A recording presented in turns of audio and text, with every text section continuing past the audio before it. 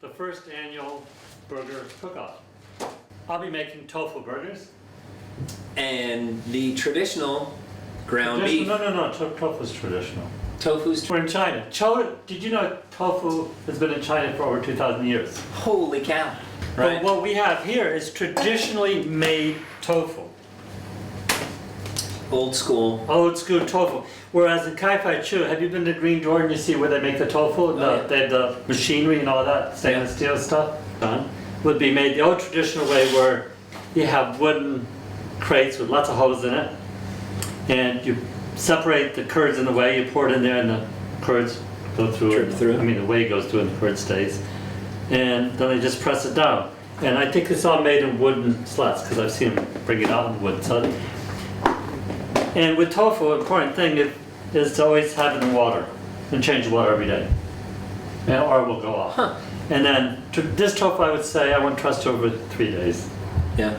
And if you buy a vacuum pack, once you take it out, maybe 5 days. But you always change the water. Yeah. Can you tell us where the hamburger comes from? The hamburger came from this part of the cow. The rump roast. And what did the cow have to say? I was very happy. So I'd take about half this tofu. And this much tofu here cost today 40 kwai. 4 kwai, yeah. Oh, 40 would be a lot, which is about 70 cents. And I used to make tofu in Adelaide, South Australia. I'm going to start off with mashing it. The quick thing about tofu, there's different textures of tofu. There's firm tofu and soft tofu. This is good for burgers, firm tofu. Soft tofu is good for like if you're making tofu cheesecakes. Tofu is made from soybeans, and what you do is From the rump of the soybeans? from the rump of the soybean. The way you make tofu is you soak them overnight, the way I used to make it. You soak them overnight with water running all the time, and I used to do 50 kilo bags in a 100-gallon tub. I put my 50 kilos of beans in there and let the water run all night, then go home. And then the next day I would take them all out, drain them out, and I had a 100-gallon cooker, and I'd put all the beans in there, and full of water, bring it to a boil for about 10 minutes. And while they soaked overnight, they would go 2.5 times their size. And there's over 200 different types of soybeans. And there's only some soybeans that are really good for tofu. A lot of them are good for feeding cows. Did you know, I got some statistics about how much it costs to feed a cow. Oh, yeah. To feed the world. This comes out straight from Factual Cookbook that I wrote, Tofu Cookery. So I've got my ground beef, and in the suitcase on this trip back to the States, we loaded up with our Lowry's seasoning salt. My dad used to use Lowry's on just about everything, and so we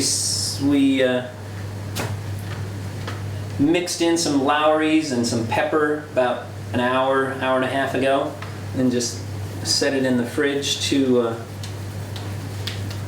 get the flavoring throughout the mixture, and make a nice bun-sized patty. It takes a certain amount of tofu or soybeans to raise a certain amount of cows. Something like 10 times the amount of soybeans go to cows that could be used just to make soybean products, such as tofu. Absolutely. Last year when we had the water organization here for Earth Day, Thirst, they had all kinds of interesting little posters throughout the school, and took like 500 gallons of water to raise For a kilo of meat. for a kilo of meat, or yeah, some insane amount of water. So it does make sense to eat a little bit lower down on the food chain. So I just added some brown rice, which I've pre-cooked, because if you put it in here not cooked yet, makes a tofu burger taste a little fuzzy. So here's brown rice, and I got some beans, black beans from Lena. They gave me fresh beans because her husband's a trader in beans or something like that. And so I soaked these overnight and cooked them up. So I'm gonna mash them up. And it's kind of important with your beans that you cook them to a point where they're soft. Because the last batch I made of burgers, they were okay, but the beans were still kind of hard on them. Yes.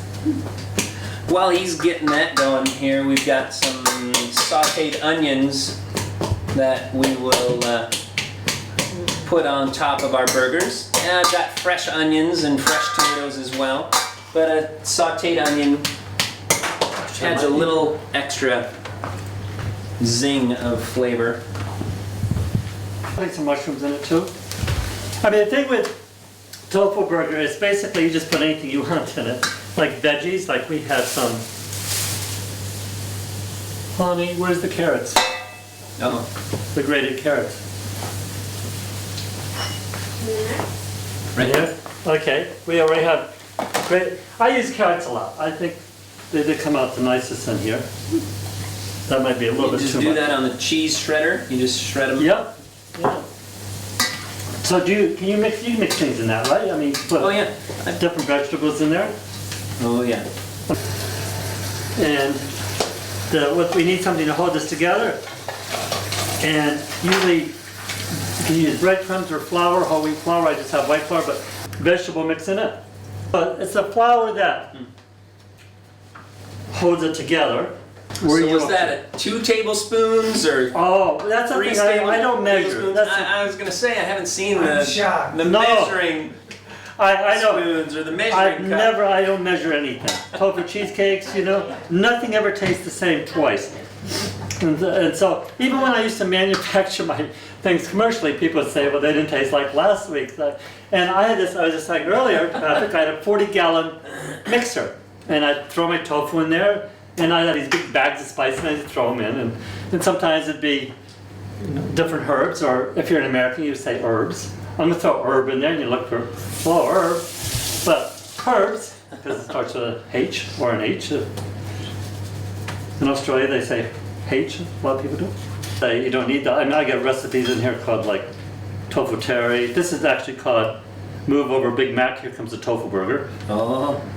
So this is kind of a nice, it's kind of held together. So, and what happened one time, I was going to make tofu burgers like really large scale because I like to do things large scale. And so I went to Germany actually, to get some equipment, and I bought this burger maker. Paid $3,000 for it in Dusseldorf back in 1981. Holy cow. And I brought it back to Australia. I had sent back to Australia, and I made my big 40-gallon mixture of tofu and everything. And I was really excited. I had my whole thing lined up. And I was going to start making them, 100 burgers every 5 minutes. I was going to ship them all over and become very wealthy. And I put my burger mixture in there, and it just stopped up the whole machine. Oh. Because like meat has fat and cries of animal ancestors in it and stuff like that. That make things go forward. Lubrication. Lubrication. Yeah. If they're too dry, they'll just fall apart. Just the right button, right?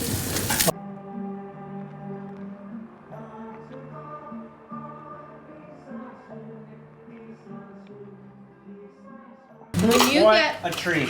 it is delicious. Thank you, guys.